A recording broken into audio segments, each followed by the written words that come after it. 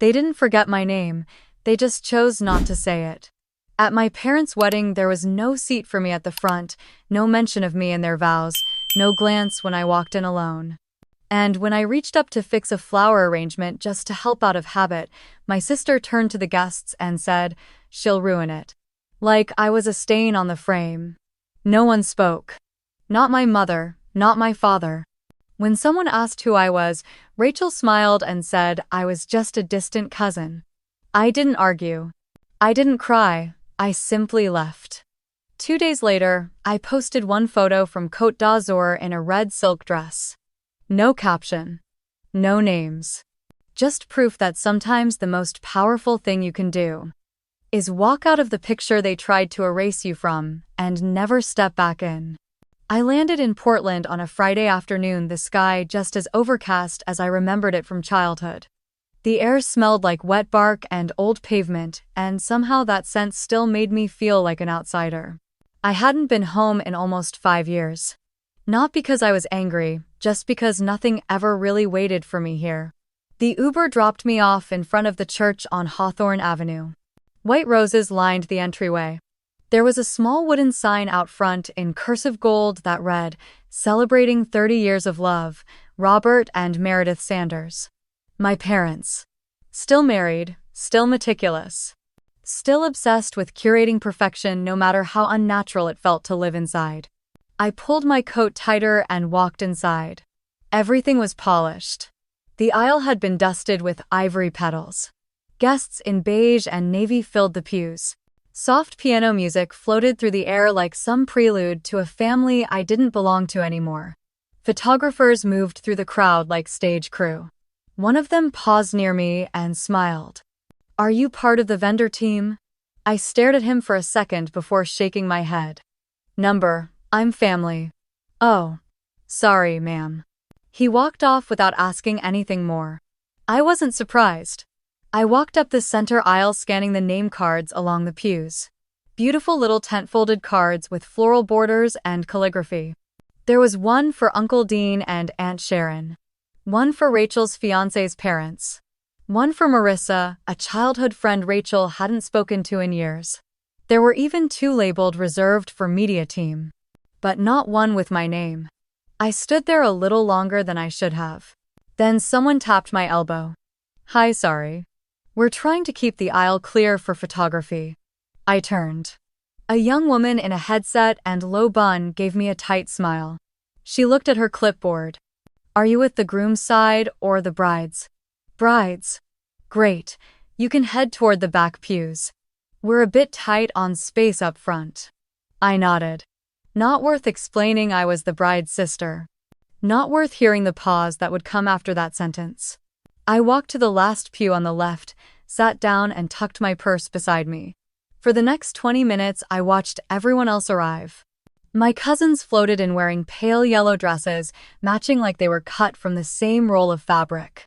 My mother waved people in with practiced grace, cheeks lifted in a smile I hadn't seen since I was 15. She looked beautiful, like the kind of woman magazines used to beg to feature in their real wedding sections.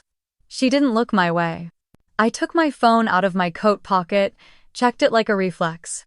No missed calls, no texts. Not from Mom. Not from Rachel. Not even from Grace, who had tried to convince me not to come. "I just didn't want you to get hurt again," she had said. Rachel made her entrance exactly 10 minutes late, the kind of delay meant to build attention. She walked in with my father at her side, her off-white silk gown catching the soft lighting perfectly. A professional photographer trailed behind them, snapping as they turned the corner into the chapel. Rachel had always been good at this, walking into a room like it owed her an audience. My father beamed. My mother dabbed at her eyes with a lavender handkerchief. A few people near me whispered, admiring Rachel's dress, her poise, her skin. I didn't hear anyone ask if she had siblings. Her eyes passed over me. If she saw me, she didn't flinch. Or maybe she saw me and decided it didn't matter. The officiant cleared his throat at the altar, welcoming everyone. Guests stood. People clapped politely. The music picked up something orchestral and vague. I stayed seated. No one noticed. Behind me, someone leaned over. "Do you know the family?" I gave a small nod. "I used to." He chuckled like I had made a joke. Turned back to face the front. I didn't.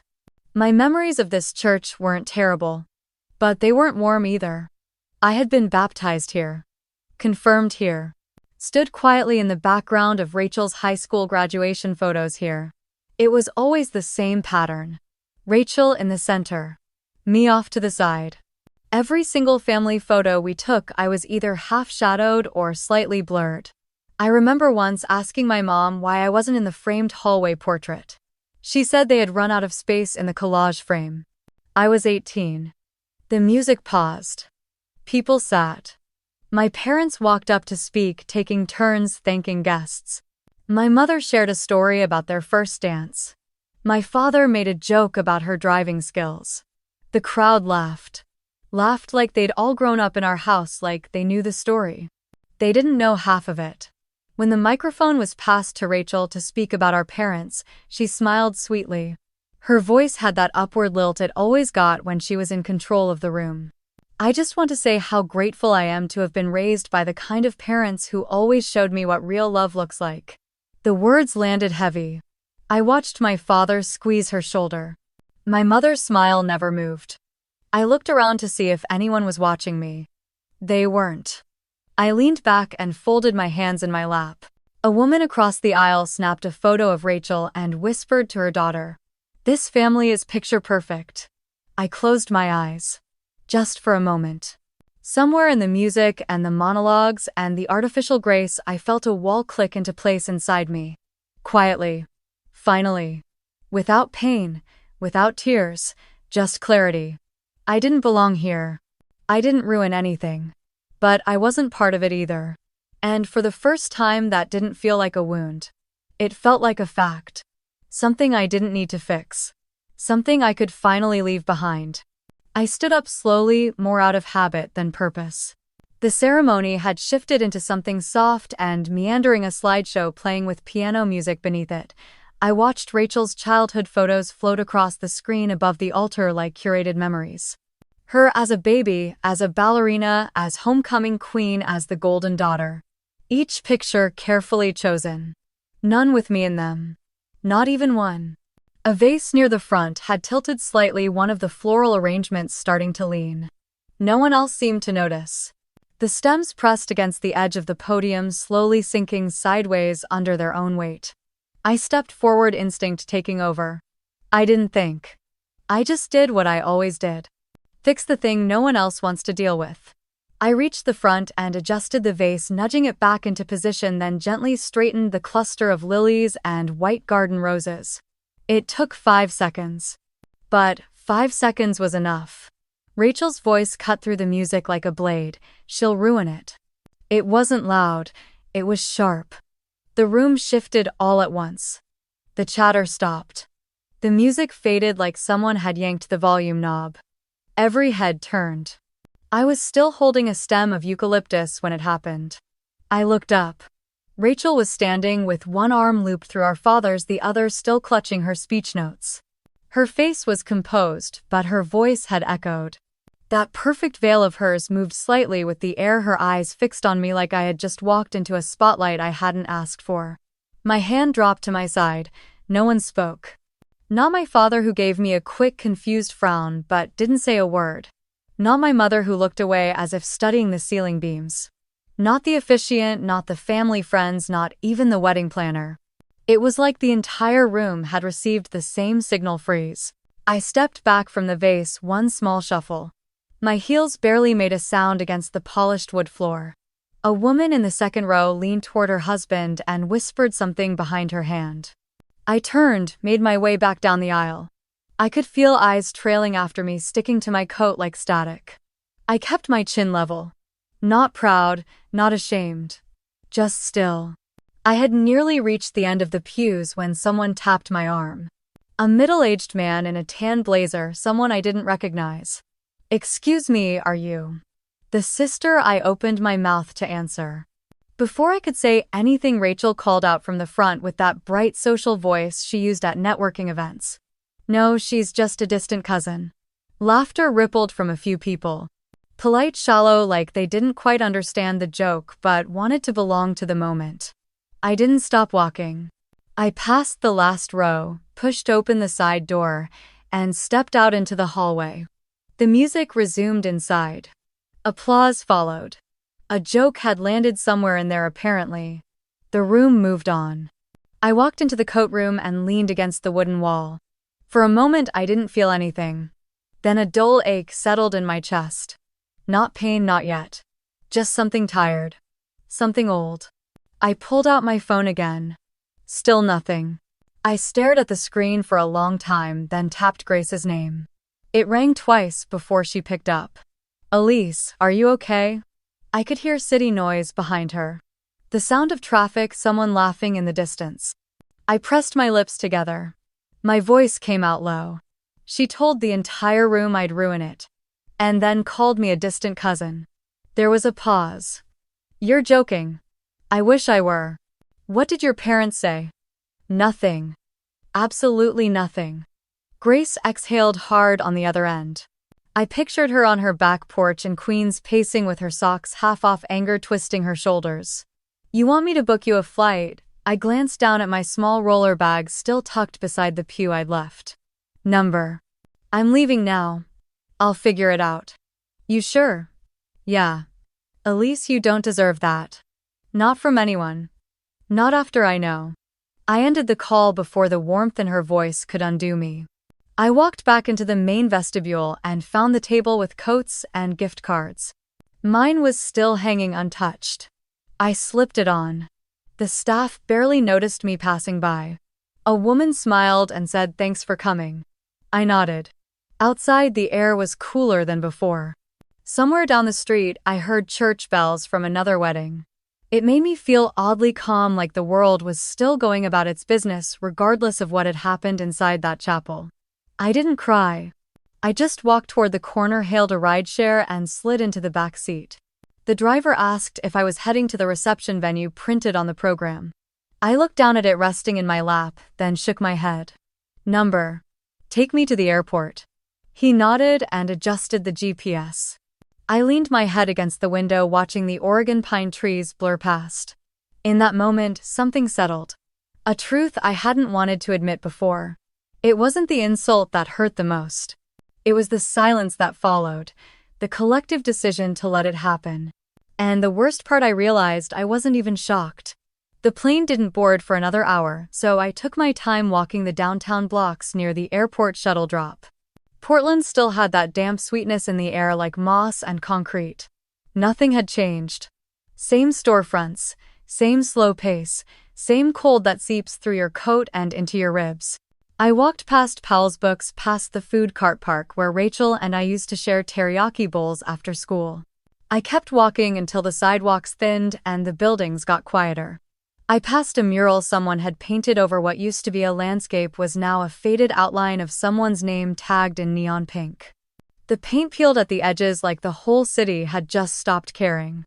I sat down on a bench facing an empty lot. Took out my phone and dialed Grace. She picked up on the second ring. Hey, still at the airport? Not yet. Just walking. You okay? Yeah. She didn't fill the silence. She knew me too well for that. I stared across the street. A bakery was closing up for the night. The owner flipped the sign to closed and turned off the lights inside. No ceremony to it. I told her everything. My voice didn't crack. I didn't raise it once. I told her how Rachel called me a distant cousin. How nobody stood up. How my own father didn't say a word. I described the way the room felt afterward, how it swallowed itself whole and spit me out. Grace let out a breath. That's not a family, that's a performance. You were the one thing they couldn't script. I smiled faintly. That was Grace. Always cutting through sentiment like a hot knife through wax. She asked if I was coming back tonight. I said yeah. Flight's in a few hours. Want me to pick you up? No, I'll grab a cab. Thanks though. You sure I'm fine? She paused. Well, if you feel like crashing at my place for a night, I'll make popcorn and we can watch that terrible revenge movie you love. The one with the fake Russian accents. Exactly. Tempting. I could hear her smiling. Love you, Lise. Love you too. I hung up and sat with the silence for a while. I hadn't cried, not once. It wasn't numbness. It was just quiet. Like something had emptied out and left room for clarity.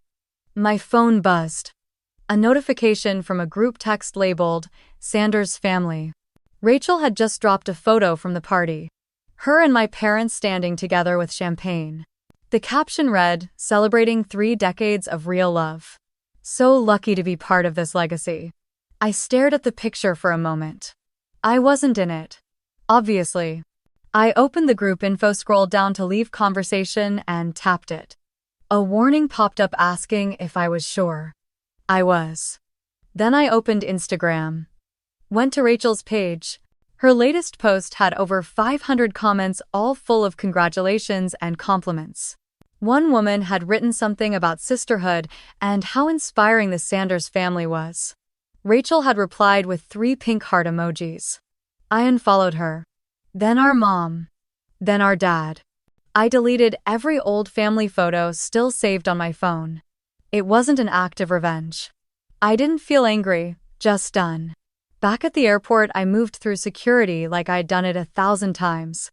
At the gate, I found a quiet corner, pulled out my notebook, and flipped to a blank page. I sat for a while before writing. Not a paragraph, not a list, just one line. This is not where I exist anymore.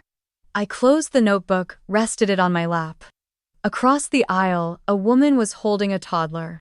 He kept trying to climb over her shoulder. She looked exhausted but didn't raise her voice. She just kept catching him gently again and again. There was something about the way she didn't let go that hit me harder than I expected. I remembered one year in middle school, our mom had organized a fundraiser. Rachel had been the lead speaker. I had spent 3 weeks making the slideshow. The night of the event, my name wasn't mentioned once. When I asked our mom why, afterward she said it didn't matter who made what. It was about the team. But Rachel had been the only one pictured on the thank you banner. Then there was the Thanksgiving when Rachel brought her college boyfriend and everyone insisted I sit at the kids' table so he could have a full seat near Dad. Or the time a local magazine did a feature on families who built Portland. They photographed my parents and Rachel in front of my mother's flower shop. I was working in New York by then, but no one told me about the shoot. When I found the article by accident, Rachel said it was just for fun, nothing serious. I closed my eyes and let it all settle. This time it wasn't about proving a point. It was about knowing I no longer needed to. When they called my boarding group, I stood. No hesitation, no weight in my feet. On the plane, I took a window seat, slipped my notebook into my bag, and leaned back as the lights of Portland faded behind us. Some people search their whole lives for closure. I didn't need to search. It had already happened. Quietly, cleanly, without a single goodbye. Sebastian was waiting for me just past baggage claim, standing tall in his navy wool coat, hands tucked in his pockets like always. His face was calm but steady, like the kind of man who didn't ask questions unless you needed him to. The moment he saw me, he walked forward without a word and pulled me into his arms. I didn't realize how much I needed that until my body sank into his chest. We stood there for a while. He didn't ask how the trip was. He didn't ask about my parents or Rachel or why I was 2 days early coming home. He just held me, his hands warm on my back, his breath steady. He carried my bag without offering, placed it in the trunk of his car, and opened the passenger door for me like he always did. The drive into Manhattan was quiet. The kind of quiet I trusted. I rested my head against the window as the bridges and buildings blurred past. We stopped at the Thai place on 76th. He ordered my usual without needing to check. Back home, we ate on the floor like we always did when neither of us felt like talking at the table. I was still in my airport clothes. He had kicked off his shoes and rolled his sleeves up. Halfway through dinner, he set his chopsticks down and leaned back against the couch. I need your opinion on something. I looked at him. He rarely brought work to the surface like this, unless he was already leaning toward a decision. There's a brand out of San Diego. Louvet. Skincare, vegan, cruelty-free, decent margins, great branding. They're scaling fast. I've been thinking about taking a position. I blinked. The name landed in my stomach like a pebble in a still pond. Just one ripple. I didn't flinch. Sebastian didn't notice. Their founder's doing a press tour next month. She's young, got a good presence. Too polished maybe, but the numbers look solid. I'm meeting her and her CFO next week. He said it so plainly, so casually. Rachel had rebranded herself years ago. Dropped her last name from the company site. Started calling herself RS instead of Rachel Sanders. Built the brand around a curated idea of clean beauty, emotional wellness, and sisterhood. She had even written a book. My face didn't move. Sebastian raised an eyebrow. You know them. I picked up my water glass, took a slow sip. I've heard of them. He nodded. Smart. They've grown fast. Honestly, they remind me of early Glossier but with better supply chain management. I set my glass down. Just be careful. He studied me, waiting for more. That's it, I shrugged. Some things look better on paper than they are in person. He tilted his head slightly but didn't push. I'll do my due diligence. I'm not in love with their margins yet anyway. I forced a small smile. You always do. We went back to eating. He told me about a founder he'd passed on last month who had crashed spectacularly after lying to investors about product sourcing. I listened, nodding in the right places. My mind drifted. I remembered Rachel's smug little smile when she told me Louvet was going to be her legacy. That she was going to be the next Emily Weiss but with better taste. I remembered the way she used to tell people I was in finance like it was some boring footnote. Sebastian got up to clear the dishes. I helped without offering. Later that night, after we'd brushed our teeth and changed into old t-shirts, we crawled into bed. He curled around me, one hand on my hip. I stared at the ceiling. Are you glad to be home? He murmured into my shoulder. I nodded. Did they treat you all right? My mouth felt dry. It went about how I expected. He kissed the back of my neck. I'm sorry. I know. I didn't cry. I didn't explain. I didn't tell him about the distant cousin comment or the way every person in that church had chosen not to say a word. He didn't need to know. Not yet.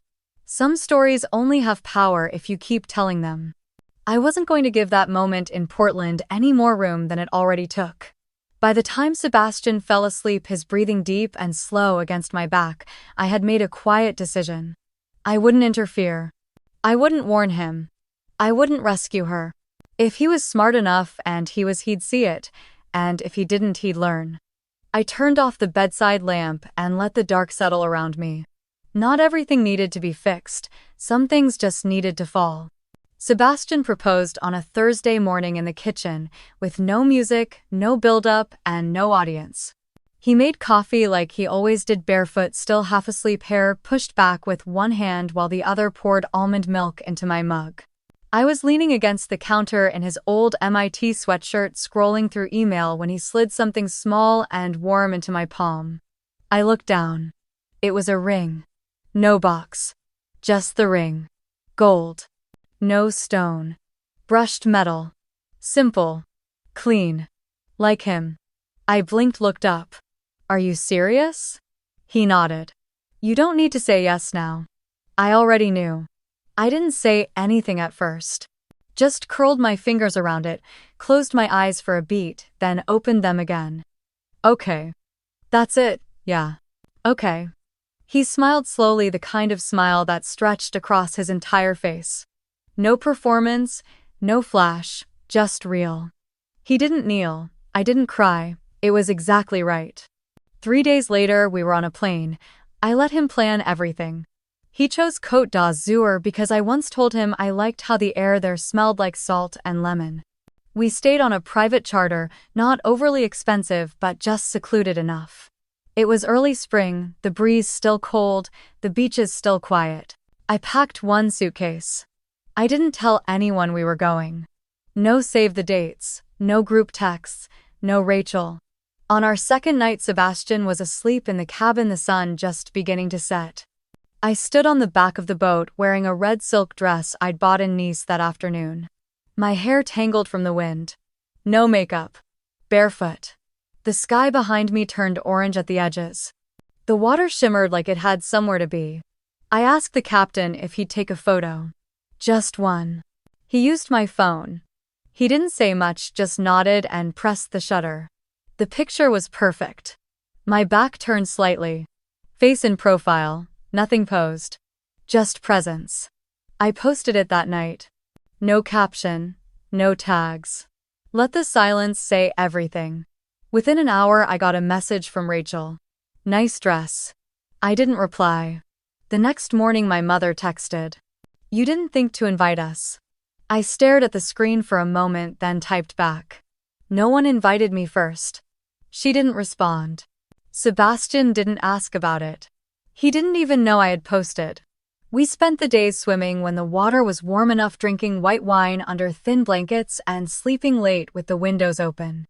It was the first time in years I felt unobserved. Like I didn't have to explain or shrink or translate myself into something palatable. We walked along the marina one afternoon and passed a group of tourists taking photos in front of a massive yacht. A woman with platinum blonde hair asked if I wanted her to take one of us. No thanks, I said. We're not collecting proof. Sebastian chuckled. You're going to make a terrifying wife. I raised an eyebrow. In what way? In the best way. We didn't talk about wedding dates. We didn't make announcements. I didn't buy a planner or follow bridal accounts. I didn't want a production. I had grown up inside one.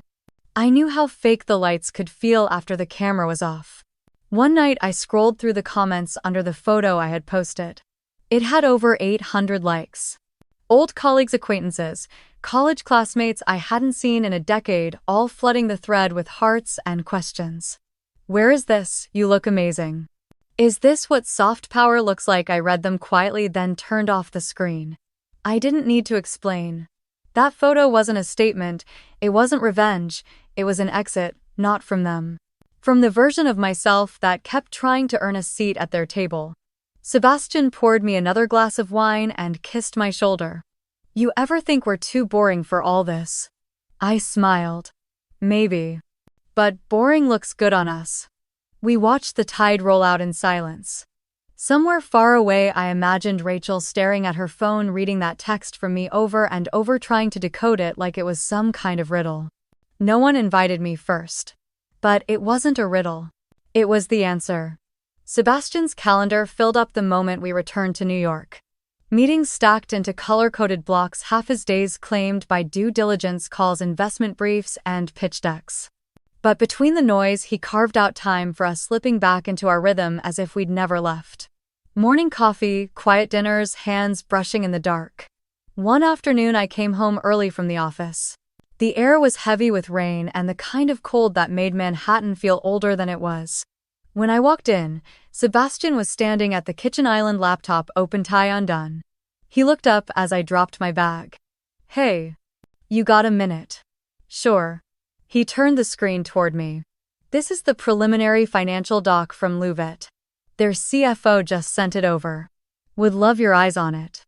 I crossed the room and leaned over beside him, scanning the Excel spreadsheet. It took less than 30 seconds to notice the first red flag. The marketing budget line was absurd. Over 30% of gross revenue listed under branding and audience engagement, but with no subcategories. No channel breakdown. No vendor info. Just 5 clean digits repeated quarter after quarter like someone had copy-pasted confidence. And below that, a vague note labeled community partnerships attached to a 7-figure number with no explanation. I scrolled down further.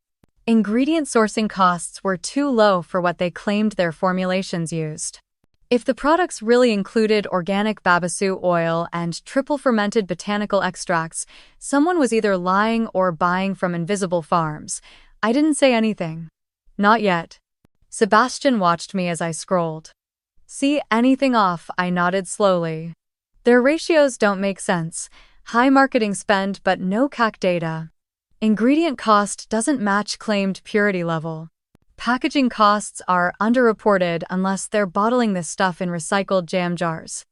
He cracked a small grin. That's what I thought.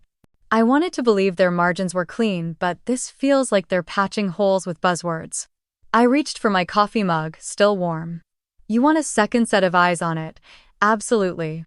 You remember Blackridge Analytics? From the medtech deal? Yeah. They caught 3 shell vendors in under a week. They don't miss. Sebastian leaned back in his chair thinking. Could you connect me? Already texted you the contact. He tapped his phone. Got it.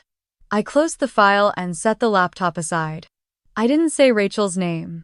I didn't need to. He was already circling the fire. I just handed him the right flashlight. That evening we stayed in. Rain dripped down the windows like the city was rinsing itself. I curled up on the couch with a throw blanket and a book while Sebastian reviewed other portfolios on his tablet. There was music playing low in the background, some ambient jazz playlist he always defaulted to when thinking. I caught him glancing at his screen more than usual, switching between tabs, pulling up industry news, typing quick notes. I didn't ask. After dinner, while we were loading the dishwasher, he finally spoke. What happens if they're lying? Then they're done. Just like that, just like that. He paused, drying his hands. It could get messy. She's loud. High profile. Public facing. If we pull out, she'll spin it, then let her. You really don't care. I turned to him. Number. Not anymore. He nodded slowly, his eyes still searching mine. And I realized then he was starting to suspect something. Not the full truth. Not the bloodline behind the brand. But enough to understand that I knew more than I'd said. And I wasn't going to say it. Some truths are sharper when they're discovered, not told. Sebastian didn't ask further. He just kissed my forehead and went back to his study. I curled up on the couch again, my hands folded in my lap, the light from the hallway spilling softly across the floor. Years ago, I would have jumped in. I would have warned him. Gathered proof. Tried to protect someone who wouldn't do the same for me. Now I just let the current move. It wasn't detachment, it was choice. If something is built on a lie, all you have to do is stop holding it up. It'll collapse on its own. That night, I fell asleep before Sebastian came to bed, my phone resting face down, a single message blinking on the lock screen. From Rachel. Hope you're not still holding on to that cousin comment.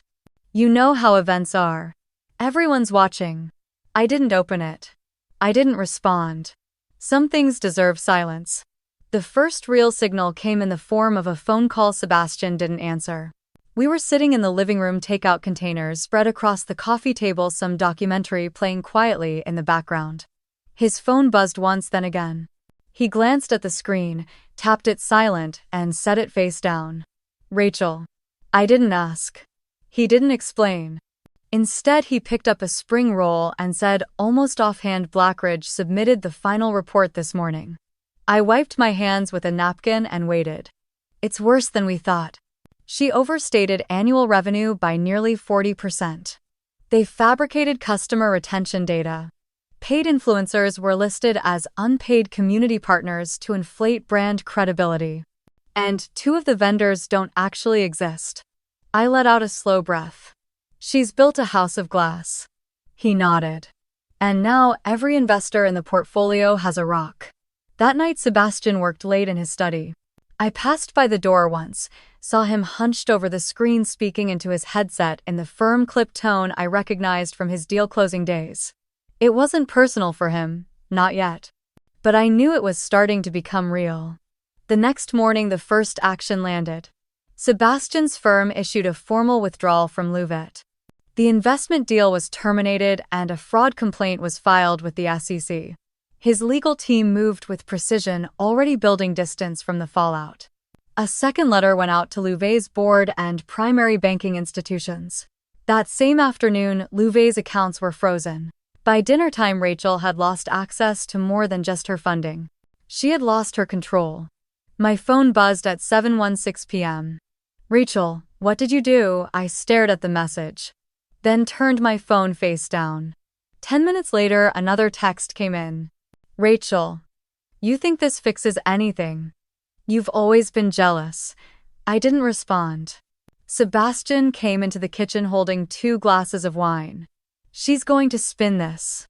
Fast. Let her. You sure you don't want me to handle it more quietly? Number, let it happen the way it's supposed to. We clinked glasses without ceremony and took our first sips. The next morning, my mother reached out. Meredith, what's going on with Rachel's company? I didn't answer. A few hours later, a second message. Meredith. Is this you? I typed my reply carefully. Number. But I'm not standing in the way either. This time there was no response. By the end of the day, the story had started leaking. A mid-size finance blog published a speculative post about a major skincare brand facing legal scrutiny. It didn't name names, but the language was familiar to anyone in the industry. Words like misrepresentation and undisclosed liabilities were enough to light the match. Within 24 hours, Business Insider picked it up. Then Bloomberg. Then BuzzFeed. The headlines varied, the clean beauty scandal nobody saw coming. From skincare star to SEC spotlight. Louvette facing allegations of financial fraud. Rachel's face was everywhere. Photos of her on red carpets giving TEDx talks holding branded serums next to minimalist shelves. Her perfectly staged world now framed with headlines questioning its foundation. I sat on the couch with a blanket and a fresh cup of tea watching it all unfold without turning the volume up. Sebastian stood behind the couch, arms crossed. This will get louder. Let it. She's going to make it about you eventually. She can try. He came around, sat next to me, took my hand. You okay? I'm exactly where I thought I'd be. He studied me a moment longer, then nodded.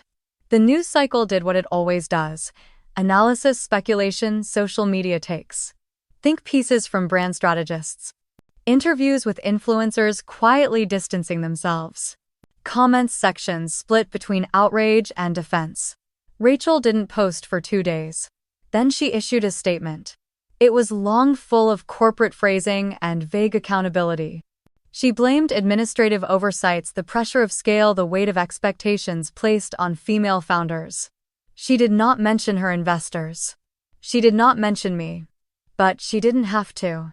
That night, I received another message. Rachel, you're enjoying this, aren't you? I didn't reply.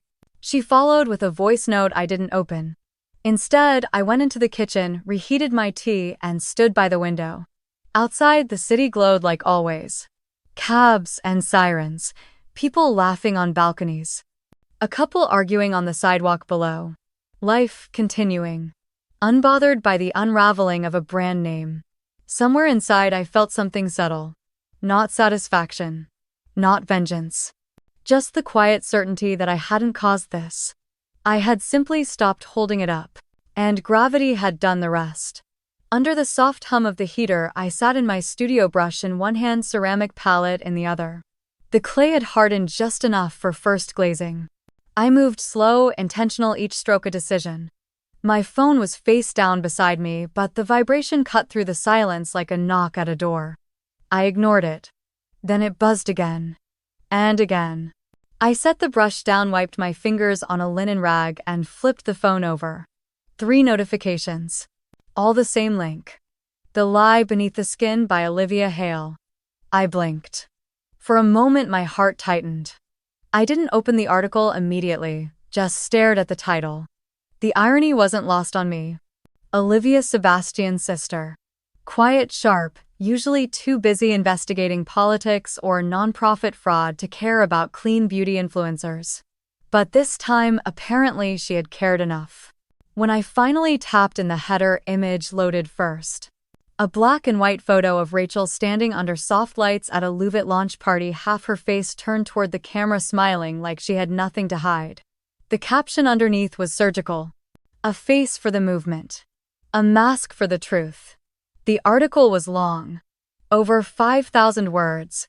Painfully thorough. She'd gone back through trademark filings, investor briefings, and influencer agreements. She interviewed former staffers, brand collaborators, even a biochemist who tested the ingredients of Louvette's flagship serum against the company's claims. It wasn't just about fraud anymore, it was about betrayal, greenwashing, exploitation, emotional manipulation of customers seeking ethical choices, a performance of female empowerment hiding corporate greed. I read the whole thing without pause. By the time I reached the end, the silence in the room felt heavier than before. I wasn't angry. I wasn't gleeful either. I was still. The article had no mention of me. Olivia hadn't reached out for a quote. I hadn't known she was writing it. There were no breadcrumbs leading readers to the familial thread beneath the surface. It was cleaner that way. It also told me one thing with complete clarity. Sebastian hadn't interfered. Olivia had done the work on her own, and for her it wasn't personal. It was just the truth. I took a screenshot of the headline and cover photo. I didn't post it. I didn't send it to anyone. I saved it in a folder on my phone labeled Quiet Proof. Some stories don't need to be retold. They just need to exist.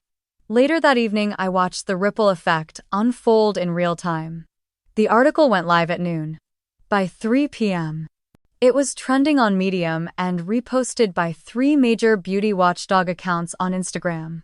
By 5 p.m., Twitter had picked it up. By 8 p.m., Rachel locked her account. The next day, her publicist issued a haphazard statement denouncing the article as one-sided, politically motivated, and defamatory. Olivia responded by posting a link to the source documents followed by one line. "My inbox is open to anyone who feels misrepresented." That was all it took. The comment sections exploded. Former interns came forward. A chemist posted a photo of a Louvette lab report labeled confidential. A YouTube skincare reviewer uploaded a 15-minute video breaking down ingredient inconsistencies using Louvette as a case study in marketing deception. None of it was my doing. But every part of it felt like an echo of what had once happened to me. The silence after the slap, the eyes pretending not to see the subtle turning away. Only this time it wasn't me on the floor of the cathedral. It was her. Sebastian came home late that night. I was still at the studio wiping down tools. "You saw the article?" he asked as he stepped inside. I nodded. That was Olivia's decision. I didn't put her up to it. "I know. You okay?" "Yes." He watched me a moment longer, then set a takeout container down on the bench beside me. "Shrimp dumplings." I smiled. Later while eating, he asked quietly, "Did you expect it to feel better?" I shook my head. I didn't need it to feel good. I just needed it to be true. And now I can stop waiting for the rest of the world to catch up. That night, Rachel sent me one message. "Enjoy it while it lasts." I didn't reply because it wasn't about enjoyment. It was about quiet alignment. Like the moment a painting finally dries, or the clay hardens in exactly the shape you meant for it. Not dramatic, not loud. Just finished. The world would keep talking. And I would keep working. She went live on a Tuesday. I wasn't watching, but the alerts came in anyway. Texts from former coworkers, college acquaintances I hadn't spoken to in years, even Grace, with a simple message. "She's unraveling." I waited until the live stream ended before opening the clip. Rachel sat in a bright cream room, soft filters glowing over her skin. No makeup, no lashes, hair pulled into a loose, deliberate bun. Her voice wavered as she told her version of the story. She didn't name me. She didn't have to. Sometimes it's the pauses between words that point hardest. Her claims were vague. She had been sabotaged. A trusted family member had turned others against her. She didn't know who to trust anymore. She just wanted to do good. Help women feel beautiful. Her voice broke when she said that. For a moment I wondered if it was real. Then the comments caught up. One after another they poured in, not just questioning her version but tearing it apart in real time. "Where are the lab results then? So all your ex-employees are lying. Your family didn't fake your financials." The most liked comment was from Claire Donovan, a journalist out of Chicago known for following corruption cases in tech startups. She'd stitched a short rebuttal video within minutes of the stream ending. "Let's be clear," she said, eyes cold behind wireframe glasses. "What we're seeing is not a woman victimized by betrayal. What we're seeing is the final act of someone watching the mirror crack and still hoping the audience only sees the reflection." She followed it with a direct link to the SEC filings that now included a formal freeze on Louvette's assets. And that's when it became irreversible. Rachel didn't post again that week. But the noise kept growing louder without her. 2 days later, an anonymous source leaked that Jason Grant, the CFO of Louvette, had left the state in the middle of the night. His name disappeared from the company's online records. The company's Instagram page was wiped clean. Their offices in Santa Monica locked their doors and the customer service line looped into a dead tone. I didn't smile. I didn't frown either. I deleted the live stream clip from my phone and stood up. The studio light was dim, but I didn't need much. I walked to the large canvas resting against the back wall. It was a frame I'd stretched myself, a wide panel left blank for months. The only thing I'd done so far was mark the corners with the outline of light. I picked up a pencil, not a brush. I didn't draw a figure. No face. No silhouette. I drew the shape of open space. A window with no one in it. A room where no one waited. A horizon where no one blocked the sun. Just light. Back when I was younger, I always tried to paint people. Their expressions, their angles, their presence. I wanted to capture them, maybe because I thought that would make them stay. Now I understood better. The absence of someone can be more powerful than their presence. And the silence, when chosen, can speak with terrifying precision. Grace called that night. "Did you see it?" I said yes. "Are you okay?" "I'm not involved. But it's still personal." "Not anymore." She paused. "It's wild, Elise. I remember when you would have jumped in to fix everything. I remember too." "What changed?" I put the brush down. Looked out the window. The New York skyline was dark in places, alive in others. I realized no one ever jumped in to fix me. She didn't speak again after that, but I knew she understood. The world didn't need me to clarify the truth. It had found its own way there, and all I had to do was not stand in the way. That more than anything else felt like peace. I stayed up that night working. Not on the blank canvas, but on something older. A piece I'd shelved years ago because it reminded me too much of how invisible I felt. Now, though, I saw it differently. It wasn't a sad painting. It was an honest one. I added only one thing. A shadow. Faint, off-center. Almost fading. Then I signed it. For the first time in years, I signed my name without hesitation. Not out of pride, out of clarity. Elise Ward. That's all. No title. No caption. No tag. Some stories do not end with applause. They end with the room quiet. The light shifting. And a woman alone, but not lonely, choosing to step outside the frame. This time with no one watching. And that was exactly how I wanted it. Meredith showed up on a Thursday morning without calling first. I saw her through the peephole, standing stiff in a beige trench coat, like she had been waiting outside longer than she would ever admit. I almost didn't open the door. Not out of malice, just instinct. Old muscle memory told me to stay quiet, stay still, stay away. But I unlocked it. She didn't smile when I stepped back to let her in. She looked smaller than I remembered. Like she'd folded in on herself since I'd last seen her, standing tall in the church aisle, looking past me like I was a stranger in borrowed heels. She sat down on the edge of my couch, back straight, knees tight together, as if she were in someone else's living room. I didn't offer tea. I didn't ask why she was here. She started speaking like a dam had broken. She said Rachel wasn't eating. That she hadn't left her condo in days. That the investors were gone, the press wouldn't stop calling, and now the family name was smeared everywhere. She said it like I had written the headlines myself. She cried when she said Rachel needed help. I watched her. This woman who raised me, who told me I was smart but too quiet, who praised Rachel's spark and asked me not to outshine it, who once turned off the television during my art school interview and said, "Let your sister have her moment." Her hands shook. Her voice cracked. But her eyes didn't meet mine. She wasn't here for me. She was here for the role I used to play. The fixer. The silent one. The daughter who disappeared into the background and cleaned up messes without being asked. I waited until she finished. Then I said calmly, quietly, with no heat behind the words, only wait. "You didn't come here to see me." She blinked. "What?" "You came to find the daughter you thought would stay silent forever." Her mouth opened, but nothing came out. "You didn't knock because you missed me. You knocked because you're afraid Rachel won't come back from this, and you assumed I'd know how to make it all go away. That's not true, isn't it?" She looked down at her lap, fingers twisting the strap of her purse. I waited again. I had learned that silence makes people show themselves more clearly than questions ever could. Finally, she whispered, "I didn't know you were this angry." "I'm not angry," I said, and I wasn't. "I'm just done pretending." She started crying again. Real tears this time. I believed them. I didn't resent them. But they didn't change anything. Meredith reached for my hand across the coffee table. I let her touch it. Just for a second. Then, I pulled gently away. "You don't owe Rachel anything," she said, her voice almost breaking. "But she's still your sister." "No," I said, "she used to be. And I used to be your daughter. But none of you ever looked for me when I vanished. You only noticed when your favorite started falling. That's not fair." I nodded slowly. "Maybe not." She stood.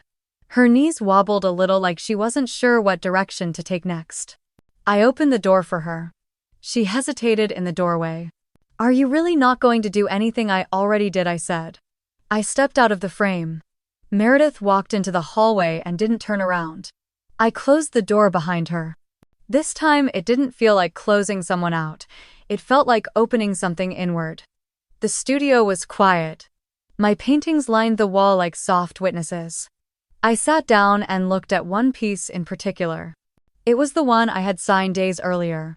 The one with no faces, no central figure, just a wash of layered light moving across the canvas like the slow exhale of someone no longer waiting to be seen.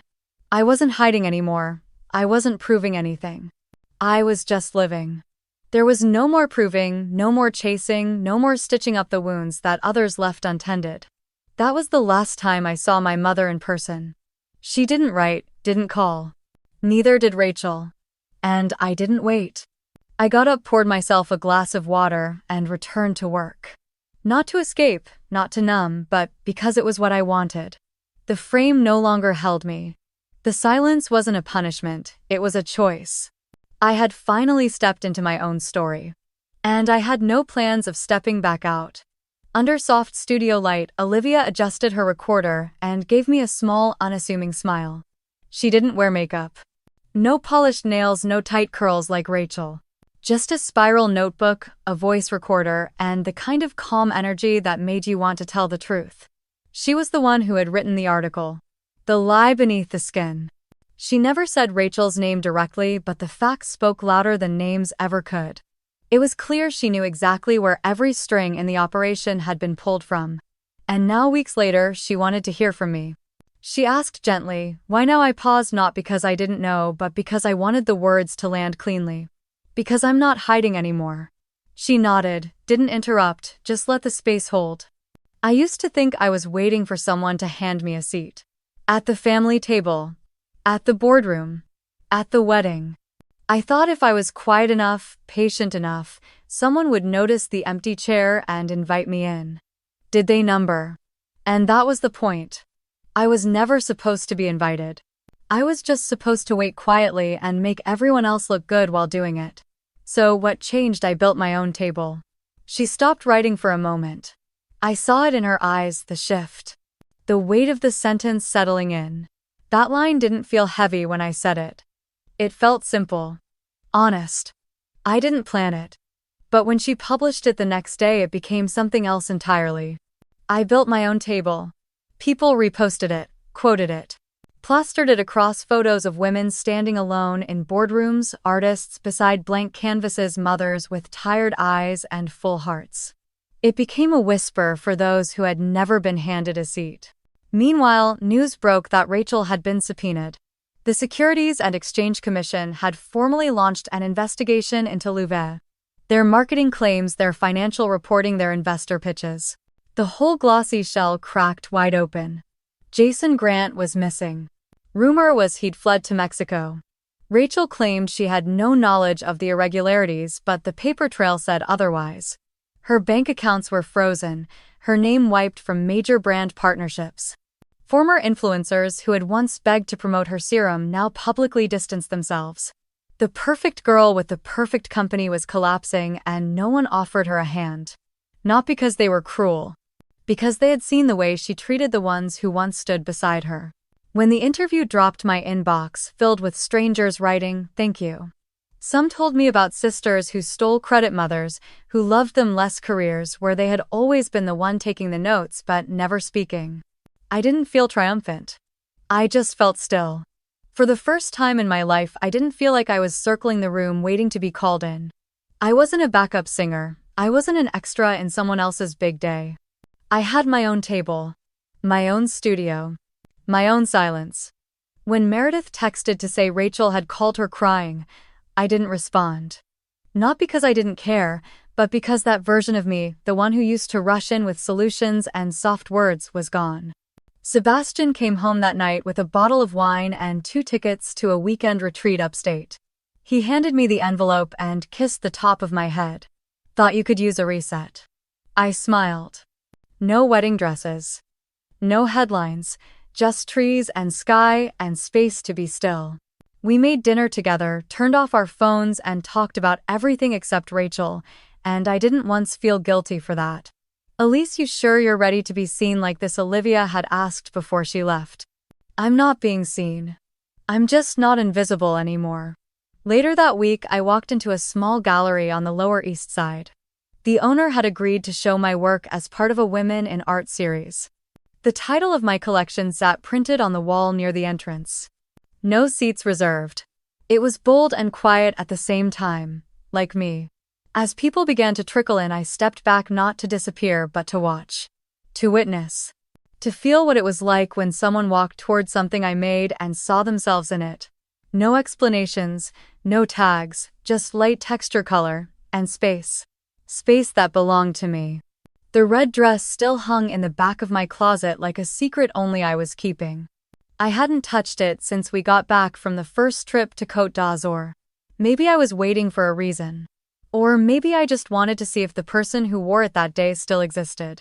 When I slipped it on again, it still fit. Slightly looser in the waist maybe, but the silk still moved with me just like it had before. I stepped out onto the deck of the boat, and the wind caught the hem, sent my hair flying over my shoulders. Sebastian looked up from his phone and smiled, no words needed. He handed me a glass of white wine and we clinked without ceremony. There was nothing to toast this time. No victory, no announcement. Just air ocean time. I walked to the bow again and stood in the same spot I had a year ago. Same boat, same man, same ocean. And then, without asking, he raised the camera. Click. Later that evening, in our small rental above the cliffs, I posted the photo. Same angle, same red silk. Same backdrop of blue and sky. But this time it came with words. Sometimes erasing yourself is the beginning of everything. No hashtags. No tags, no names. Just the caption. I closed the app and left my phone on the nightstand. By morning, I woke up to over 27,000 likes and thousands of messages. Most from strangers. Some from women I hadn't spoken to since college. I read each one slowly like they were pages from someone else's journal. My sister erased me from the wedding party. My dad said I'd never make it on my own. I was the invisible one in every family photo. I watched your story and saw myself in the background. I didn't know anyone else felt it. It wasn't validation I felt reading those messages. It was kinship. Connection. A quiet knowing that I wasn't the only one who had been made small, then smaller, then asked to thank them for the crumbs. Rachel was gone from the public eye. No more weekend skincare tips.